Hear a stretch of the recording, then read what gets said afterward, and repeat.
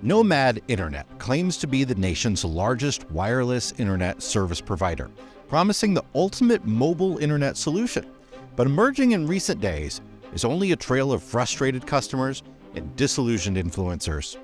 Join us as we dive deep into the murky world of third-party resellers, unraveling the deceptions and revealing the truth behind a company that's not at all what it seems. Welcome to RV Miles. I'm Jason Epperson, and here we share the latest in RV and camping news, travel info, and more. Today, we're exploring the story of Nomad Internet, a provider of unlimited cellular data plans at the center of a major controversy. We've spoken with dozens of customers, influencers, and victims, and we've scoured years' worth of message board posts, public documents, and business registrations to bring you the full story that's been alluded to by others, but the pieces are being put together here for the first time. For the last several years, the nomadic lifestyle has been growing, and home replacement type internet, offering large amounts or even unlimited data, has been crucial for many living full or part-time on the road. Major cell companies have offered unlimited hotspot data only to pull it back due to overwhelming demand and strain on their networks. The cellular carriers seem to underestimate the number of people who would be interested in such plans, and their networks just can't handle the traffic. There was the Togo Roadlink and the ZTE Mobily, for instance, offering unlimited 4G AT&T internet access directly through AT&T. Both were discontinued rather quickly. Companies offered data on iPads or for business plans or for restricted residential use, but have stopped short of offering unlimited data to the general public anymore. That left a void that third-party resellers could fill. Third-party resellers like Nomad Internet claim to offer cellular data plans that seem too good to be true. And as with any deal that seems too perfect, there's often more to the story. Chris Dunphy and Cherie Viard from the Mobile Internet Resource Center cautioned that, quote, many resellers are just marking up business plans that any informed consumer can get directly, usually cheaper, or they're offering plans that metaphorically fell off the back of a truck. Essentially, plans that aren't supposed to be resold or that are only supposed to be used on certain devices. But behind the scenes, these plans are usually nothing special. Chris and Cherie told me that these reseller plans can work great until they don't. Eventually, the carriers catch on. Hundreds or thousands of reseller customer lines end up getting disconnected overnight without warning. We see it all the time. The biggest excuse is usually the SIM card stopped working and we had to send a new one out, when in reality, the SIM card wasn't broken, the carrier just canceled it. Even resellers with legitimate contracts from the cell carrier can get the rug pulled out from under them, according to Chris and Cherie. After all, the reseller is not the carrier and they don't call the shots. Nomad Internet has marketed itself as the largest of these third-party resellers. Recently, the company launched a marketing blitz, advertising their Nomad Air Kit all over social media. The company hired dozens of influencers, providing them with review units plus a commission on referrals or a flat fee for sharing info about it in videos and on social media posts. However, as customers began to share negative experiences with Nomad in comments on those posts and in emails to influencers, some started to question their association with the company. Robin Barrett of Creativity RV kicked off a cascade of influencer fallout by posting a video revoking her endorsement of Nomad. Eric Jacobs, known on YouTube as Nomadic Fanatic, followed suit, sharing his interactions with Nomad Internet CEO Jaden Garza, revealing that Garza said he was stepping down as CEO and revoking Jacobs' contract. Other YouTube channels followed, recounting various stories of promises made and promises broken. Charity and Ben over at Grateful Glamper detailed to us their experience with Nomad Internet. Charity said the product always worked, but discovered what they received was not actually what customers were getting. In fact, what they reviewed would be a $200 upgrade. She also said the company led her to believe that the service could be paused when people aren't traveling, a feature that was overstated. They received a flood of negative comments on both their video and blog posts. Nomad agreed to provide a dedicated customer service rep to moderate all the comments. A rep was made available for a brief amount of time, and then the company said it was too expensive. She went on to claim that Jaden Garza refused to sign their advertising agreement, insisting in working in a referral marketing platform where Charity says the terms were changed on them without notice. They approached Nomad about making things right for their customers, and Nomad's response was just to sever the relationship. Charity says that they had no choice but to delist their video and pull down their blog post. Influencers like Grateful Glamper had only begun a relationship with Nomad Internet, but others like Nomadic Fanatic had been with them for years. We've now spoken with dozens of current and former customers of Nomad Internet who provided evidence of customer service calls and emails going unanswered, along with months of attempts to repair or cancel service, or to fix a double billing problem issue, a very common theme with the company. In some instances, Nomad resolved the issues. Other customers are still attempting to seek answers. In December of 2022, Nomad initiated a partnership with Verizon that was intended to solve some of the disconnect issues, but a large number of their plans stopped working without warning when that changeover happened. Now, there's much more to this story than just poor customer service and broken promises. Many YouTubers said it was their audience that pointed them to a shady past involving prison time for Nomad's CEO, Jaden Garza. As we delve deeper into the Nomad Internet story, it'll become clear that this company's rise and fall goes beyond just a cautionary tale about the influencer-marketer relationship. So who is Nomad Internet's CEO? Jaden Garza founded Nomad Internet in 2017 and has been promoting himself as a tech entrepreneur since. There are dozens of pay-to-play and self-published sort of articles about him on the internet, sharing things like his favorite entrepreneurial tips and why We Crashed, the documentary on the WeWork scandal, is must-see TV. Along with his wife Jessica, they have a company called HXO, which seems to be an umbrella for many of their companies. They describe it as a community of brands, of people, and shared stories and ideas. However, information about Jaden David Garza pre-2017 is really scarce, raising questions about his true identity. Could Jaden Garza be living as someone else? A closer look reveals a striking resemblance between Jaden Garza and Homero Joshua Garza, the former CEO of a Vermont-based company called GAW High Speed Internet. GAW High Speed Internet was essentially an ISP on autopilot, but it touted 30,000 subscribers. According to news reports from the time, when thousands of subscribers lost internet and even their email addresses that were sold to them through GAW, officials couldn't even figure out how to reach an owner. What's more, GAW was also a recipient of government grant money to provide rural internet. Joshua Garza eventually returned the grant money to the Vermont Telecommunications Authority as part of a settlement, but had already moved on to something much bigger. Between 2014 and 2015, Joshua Garza founded and operated several Connecticut-based businesses: GAW Miners, Zen Miner, and Zen Cloud. They sold Bitcoin mining hardware. None of these businesses would have been illegal if it hadn't been for a series of misleading and false statements about the company's capabilities, partnerships, and financial backing, according to the FBI. They say Garza fraudulently drew investors to his enterprises and eventually resorted to Ponzi scheme tactics to delay detection of his fraud. Quote, Garza got into this market at the right time, said Special Agent Mark Munster. The interest and enthusiasm for these currencies was high, and he was able to market himself and the business very effectively. The problem was that much of what Garza was marketing was a lie. The FBI and court records say that the first iteration of Garza's companies sold the computer equipment used to mine or solve the complex equations required to attain a Bitcoin or other virtual currency. Munster said that Garza's business started as a legitimate operation with a clever hook. He wanted to make it easier for people who didn't have a technical background to access cryptocurrencies. The initial business turned into one that offered to purchase a currency miner on the customer's behalf and set it up at GAW Miner's data center. The customer could then direct the miner's activities and reap its profits. Garza then moved into selling shares or hashlets that represented a percentage of the profits being made by his company's purportedly robust Bitcoin mining efforts. These hashlets, Garza assured investors, would always be profitable. The FBI says that mining Bitcoins at the volume needed to generate the type of value Garza was promising requires a staggering amount of computing power. These powerful computers are expensive, as is the electricity required to run them. There were data centers, said Munster, but not nearly the capacity they were representing.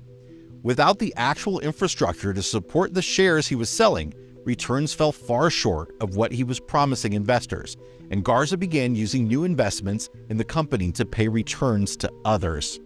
During this time, Garza also created and began selling his own virtual currency called Paycoin, which the SEC says he failed to properly register before offering to the investing public. To encourage investors to purchase this new currency, Garza said his company had a financial reserve of $100 million that they would use to prop up the price of Paycoin to ensure it would never fall below $20 per unit. The FBI says he also claimed partnerships with major corporations like Target and Amazon. In truth, the corporate partnerships didn't exist. There was no $100 million reserve, and the value of Paycoin quickly plummeted. Between selling nearly worthless hashlets and the tanking value of Paycoin, Garza defrauded people worldwide of millions of dollars. Munster said it was easy to see where some of the money was going. Quote, Garza had a Ferrari, a Lamborghini, and a Maserati. He went to Las Vegas in a private jet and took his employees out on the Vegas Strip. He was definitely caught up in the lifestyle of being a startup mogul. Garza's virtual currency scam caused losses over $9 million. After pleading guilty to one count of wire fraud, Garza was sentenced to 21 months in prison and 3 years of supervised release. He was also ordered to pay restitution to his victims. Since his release from prison in 2020, Joshua Garza has seemingly disappeared. However, an online trail of connections suggests that Jaden Garza may indeed be Joshua Garza. There's an army of people who were scammed by Joshua Garza in crypto forums and on Reddit who've been trying to figure out what Joshua Garza has been up to since he was released from prison in 2020, with 3 years of supervised release ahead of him. We've been able to uncover several connections between Jaden Garza and the Joshua Garza of GAW Wireless Internet and GAW Miners infamy. Now hang on, because the Garzas have a lot of companies. GEVIO LLC is the name of the company that the influencers we talked to receive payments from, and is a trademark holder for Nomad Internet devices like the Nomad Arc. OpenCorporates.com links GEVIO with the alternate name of Geniuses at Work Corp, or another GAW. Even though the first GAW Wireless Internet stood for Great Auk Wireless, Garza confirmed in interviews that GAW Miners was short for Geniuses at Work Miners. But more concretely, a public FCC notice lists a license transfer from Joshua Garza's GAW High-Speed Internet to GEVIO LLC, the same company that's listed publicly under Jessica Garza's name, that makes payments for Nomad Internet and owns its trademarks. So if Jaden Garza is Joshua Garza, so what? Can't an ex-con re-enter society after paying his debts and lead a normal life? Well, has Garza paid his debts? He was ordered to pay $9 million in restitution as a part of his conviction. His victims from the scam tell us that he's barely made a dent. The question then arises, is Jaden Garza hiding his true identity to conceal assets? It goes a lot further than that. He's leading an extravagant lifestyle, letting his companies own a home for him and hire household staff. The Garzas live in a Texas Hill Country home, which according to Zillow is valued at over $1.1 million. They don't own the home. It was sold to an LLC. We found the address through Jessica Garza's director listing for the Garza's HXO company in 2022. Now, I want to be extra careful here because there's another entrepreneurial Jessica Garza who lives in the same town and owns multiple LLCs. We located the house and confirmed it was sold in June 2021 to a company called Japa and Jaga Management LLC. Japa and Jaga Management is registered in Wyoming, but with a mailing address at the same mailbox store Nomad Internet uses in New Braunfels, Texas. We found Jessica Garza's name as a signator on a filing for the LLC, and we matched photos with the Zillow listing with a photo on a Facebook page for a Jaden and Jessica Garza. That page was highly locked down, but the one photo visible was of the front entry of their house. So the Garzas, while providing poor customer service to thousands of customers through Nomad Internet and owing millions of dollars to past victims, are living a life of luxury. The Garzas advertised on ZipRecruiter for a housekeeper for the quote Garza estate under their HXO LLC, a job that frankly sounds like much more than a housekeeper, with responsibilities such as managing retail accounts and supplies for the estate, grocery shopping, chauffeuring the family, working with the butler to always keep shoes from dirt and grime. They've also advertised for a personal assistant for Mr. Garza, who is tasked with booking travel, chauffeuring, planning parties, and mixing cocktails. We've spoken directly with Mr. Garza in the past, or at least someone from Nomad Internet writing under Garza's name. We've received press releases from Nomad, the most recent being for their Internet Kit vending machines, which will allow you to check out an Internet Kit for up to a week. Will it come to fruition, or is it like the Nomad Arc modem that was announced back in January and hasn't been released? It was supposed to revolutionize mobile internet. It's now listed as archived on their site. In fact, all the equipment on Nomad Internet's site is just stuff from other companies with Nomad's sticker on it. I've contacted Mr. Garza twice for a response to the allegations in this story. The responses I received were from a criminal defense attorney declining to comment.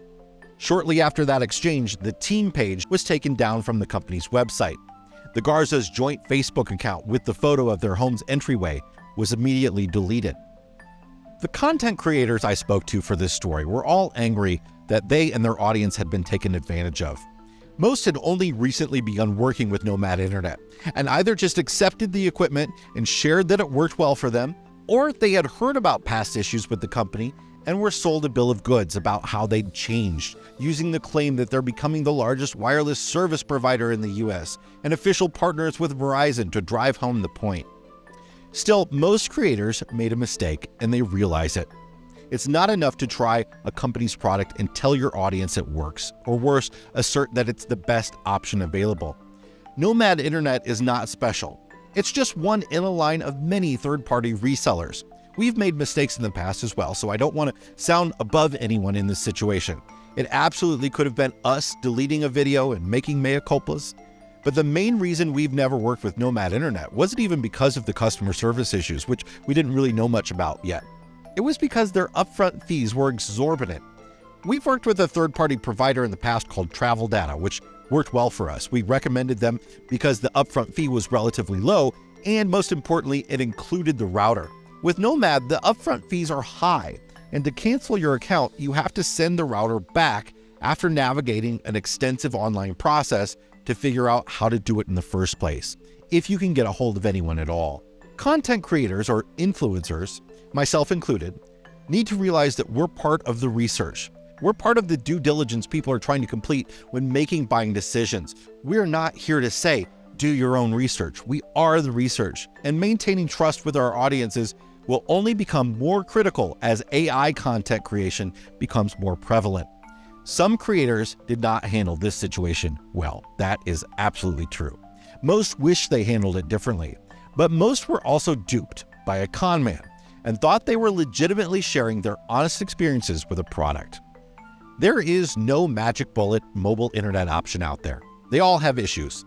We carry a T-Mobile plan, a legacy AT&T unlimited plan that's no longer available, Verizon phones with hotspot data, and Starlink. Starlink is now our powerhouse internet, providing the best speeds and bandwidth most of the time, although it can slow down during busy periods in busy areas, and obviously it's affected by trees. None work everywhere, and if 100% uptime is critical to you, you need multiple options and probably need to look at the places you're traveling to see if there is cell service available or a clear shot of the sky for Starlink. Companies like T-Mobile now offer their home internet wireless service, which can be moved about the country for far less money than third-party providers.